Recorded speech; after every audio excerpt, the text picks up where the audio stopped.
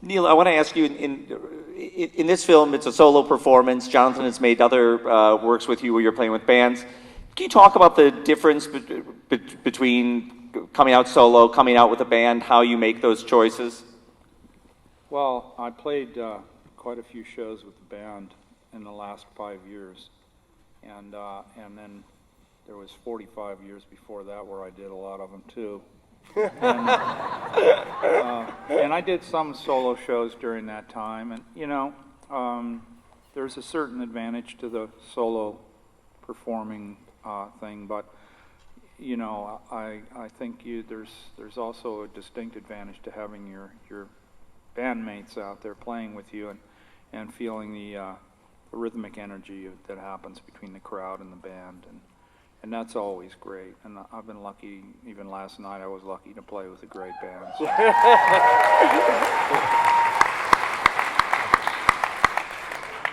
Neil's referring to a surprise appearance he made at the Pearl Jam concert. Yeah. I noticed earlier Eddie Vedder in the audience here before he rushed off to his concert tonight. So yeah. A little exchange there. When you guys talk about this film, you didn't really have much crosstalk about it. Neil, do you just let Jonathan kind of do his thing?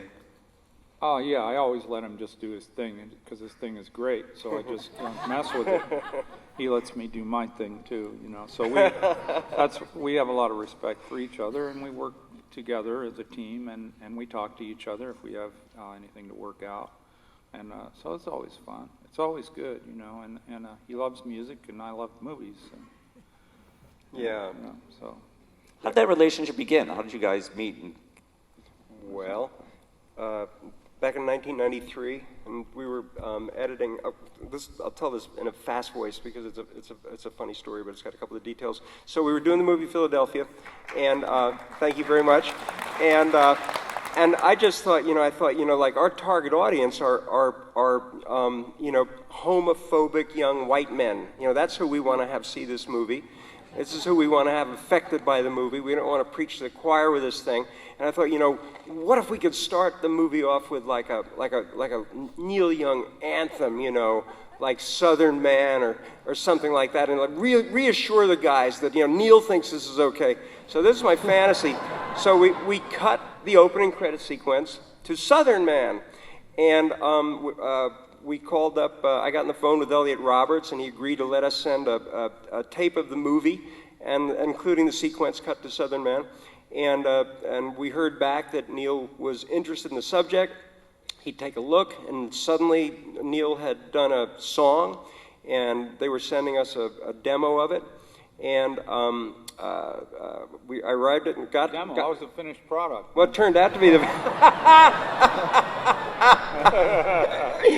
I thought that was my decision. But, we popped it in, and there was this beautiful song called Philadelphia, and it was so not a rock anthem, and it fit the end of the movie in just an unbelievable way. And just quickly, I'll say that. Then I thought, we still need our rock anthem at the beginning, though. So I sent the tape over to Bruce Springsteen, who I knew from the area, and I explained what I just told everybody here. Well, Neil Young, but then he did this beautiful thing for the end, so we still need that anthem. So Bruce sent back 2 days later, Streets of Philadelphia, which is not a rock anthem, and that's when my wife, who cried with me through the first listening of both these songs, said, I think these guys trust your movie a lot more than you do. Why don't you just shut up and send it to the lab? So, thanks again, Neil, for that. That's how we met. Then I got to go to the concerts, and we met up and talked, and I don't know what happened next. Well, we collaborated from that point on. Yeah, exactly. But that was the way we work. You see, when I told him, well, that was the finished one, and he said, I thought that was my decision. Ultimately, we had a conversation, and we were finished after that. So it worked out great. It's a good way to work. Yeah. I mean, it doesn't take very long, and it's over. It's true. We also on this film had this special involvement, as always, of Declan Quinn.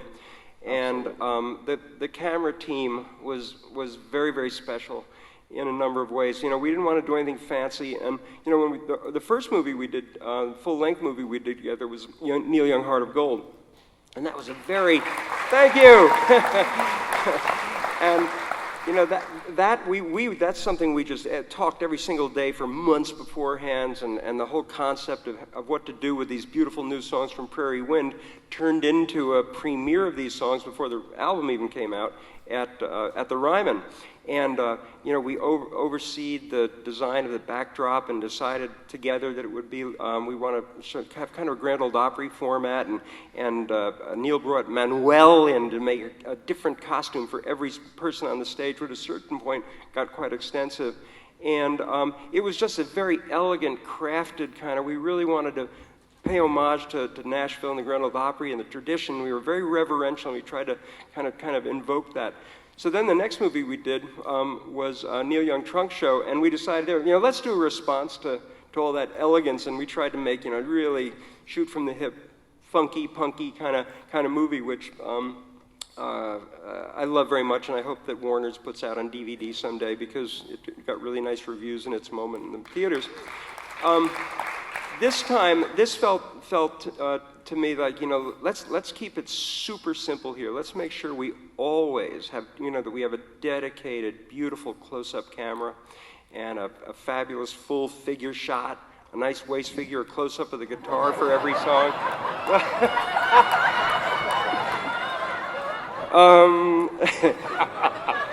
And Declan also wanted to put some little icon cameras that are about the size of cigarette boxes. He says, I'm going to scatter some of these around. And one of them was the shot on the camera for... Anyway, he put one on the mic stand there, and we wound up with this kind of, to me, extraordinarily intimate kind of almost a confessional vibe with the man confessing the killing of his wife. But we just... Just his girlfriend. Girlfriend. Which I researched, and I think did you heard, that was based on an actual incident, isn't it, down by the river? No. No. So... It was based on an actual dream about a real incident. Even better. Good dream. It's been good, yeah. It was over fast. Yeah, no, that microphone scared the hell out of me when I first saw it. But again, we have a discussion about it, and it's, when I spit on it, then it started getting funky.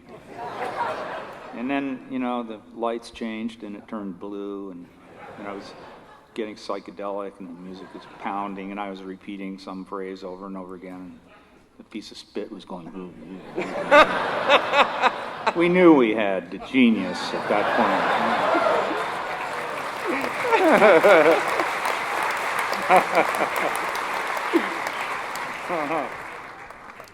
point.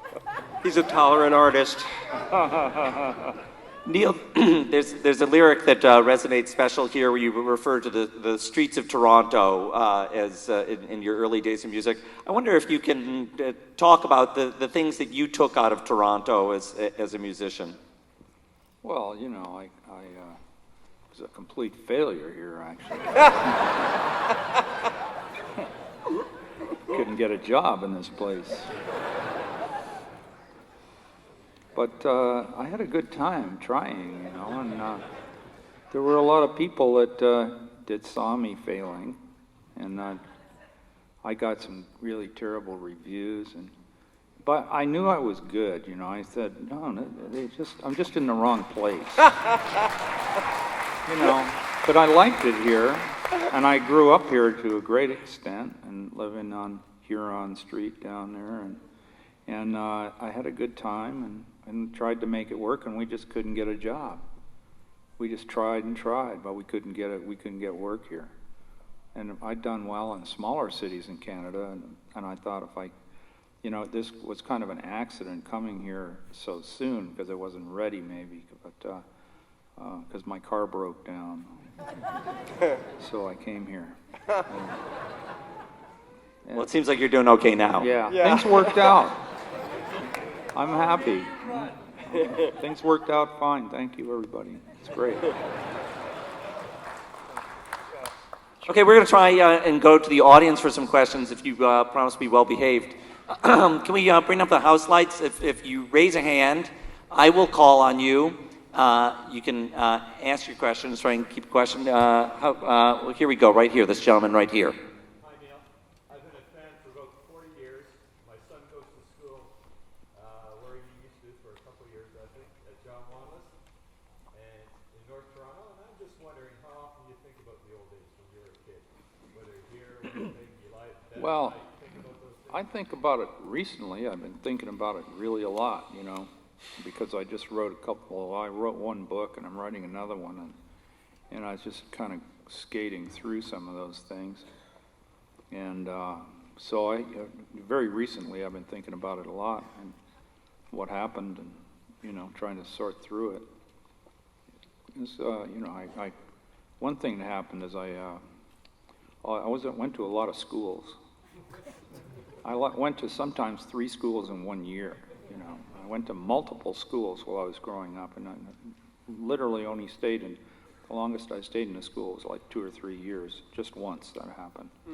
So sometimes I went to 3 schools. 1 year I went to 3 different schools in 3 different places. And so, in Toronto and Ontario, I was around here a lot, going to different places and, all kinds of places. And so I've been reading about that lately, and I've been writing about it and researching it, so quite a bit, yeah.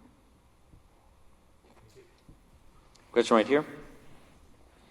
Neil, I had the fortunate experience of going to a concert when you were with Crosby, Stills, and Nash. I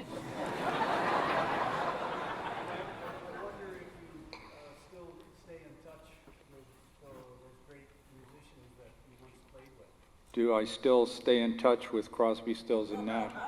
Yeah, I do, and all the other musicians that I played with, I like to stay in touch with. I'm in touch with Crazy Horse, and I'm in touch with everybody, and we try to stay connected, Yep. Right here. Neil, working with Daniel Lanois, another great Canadian musician, artist, how would you describe the relationship, and what did he bring to Lanois that you felt? Well, a lot of artistry. The guy's a great artist, and I have a total respect for him. And, we still have some paths to go down. I've had a great time with him.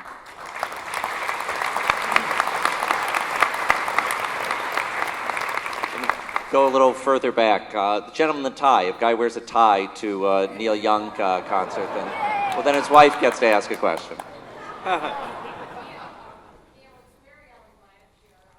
You're kidding, is that you? Oh my God. Hi, Mary Ellen.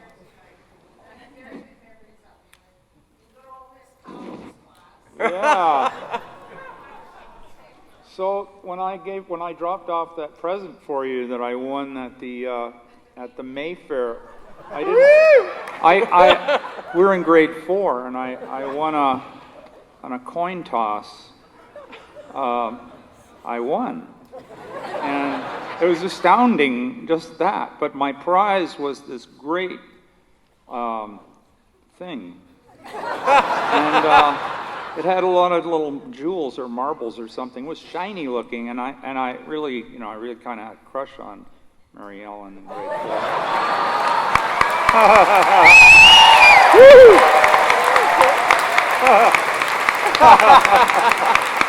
Awesome. So I gave her this thing, but it turned out when I went to see her, I had friends with me. I think I had a couple other people, for reinforcements. When I went, she wasn't there, so I gave it to her mom. And then I read later that it was a dog collar. So I still haven't lost my touch.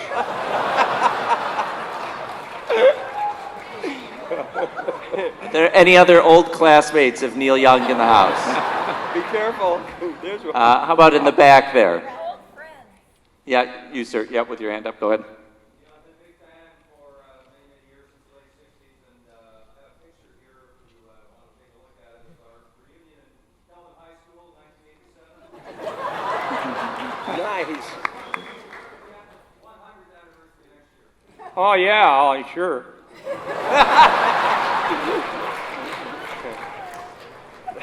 It's got so many schools. That's a Great. lot of anniversaries. No, you and- gotta keep track.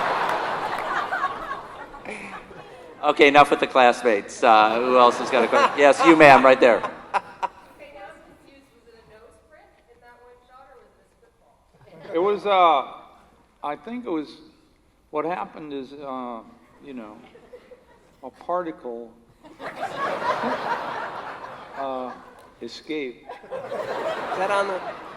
Yeah, then- it was and- spit. That's Spit, good old yeah. fashioned spit. And You know, it like hit this little singers. lens. It was just a pure accident.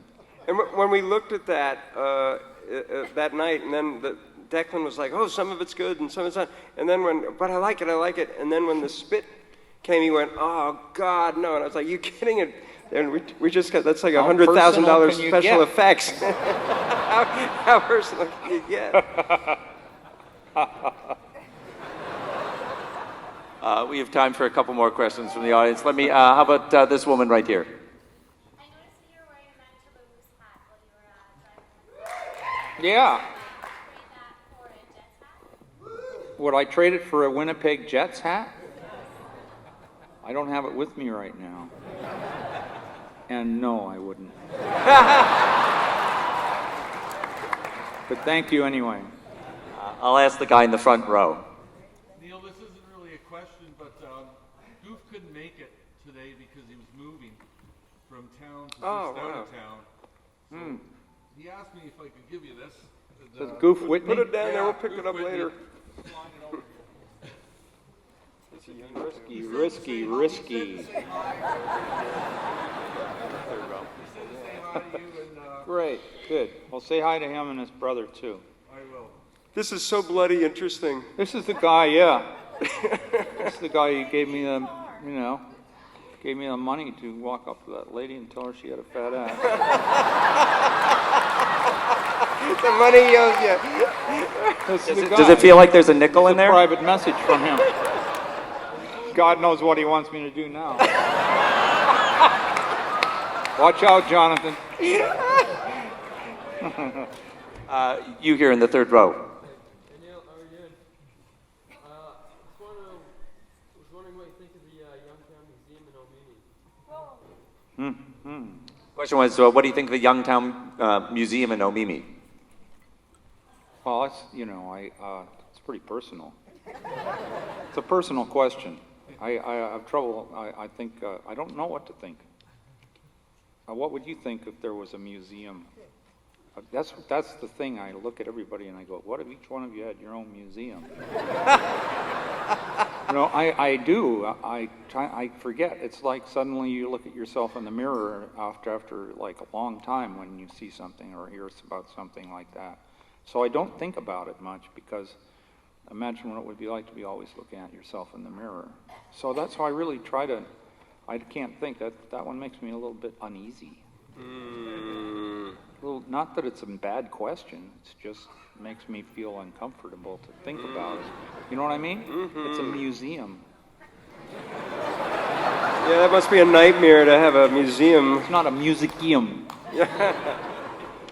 You know, it's different. So yeah, I mean, if you have a museum, yeah, no. Neil, how often do you go to the museum? Yeah, no. Sometimes. Okay. We're winding down. Neil, one of the most beautiful songs in the film to me is "You Never Call" about Larry Johnson, your longtime collaborator.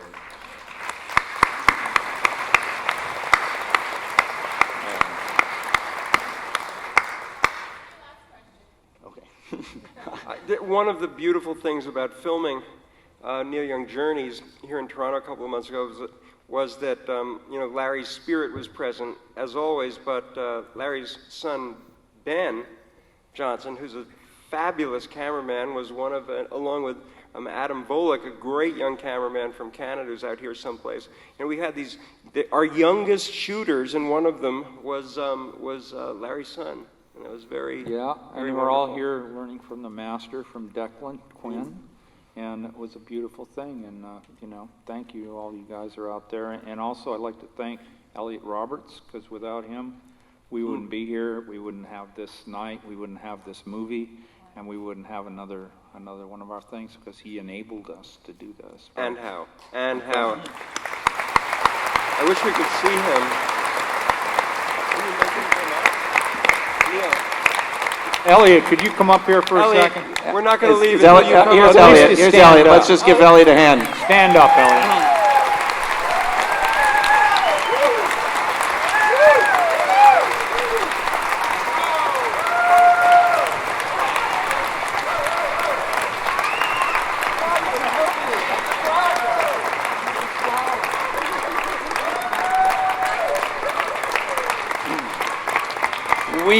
We have to wrap up here, but I want you to know this isn't the only Jonathan Demme film at the festival. Jonathan Demme has another film at the festival tomorrow night called I'm Carolyn Parker, The Good, the Bad, the Beautiful.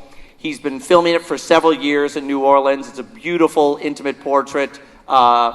Please come out and join us for that too. I want to thank you all for coming. Thanks especially to Neil Young, Jonathan Demme, and Elliot.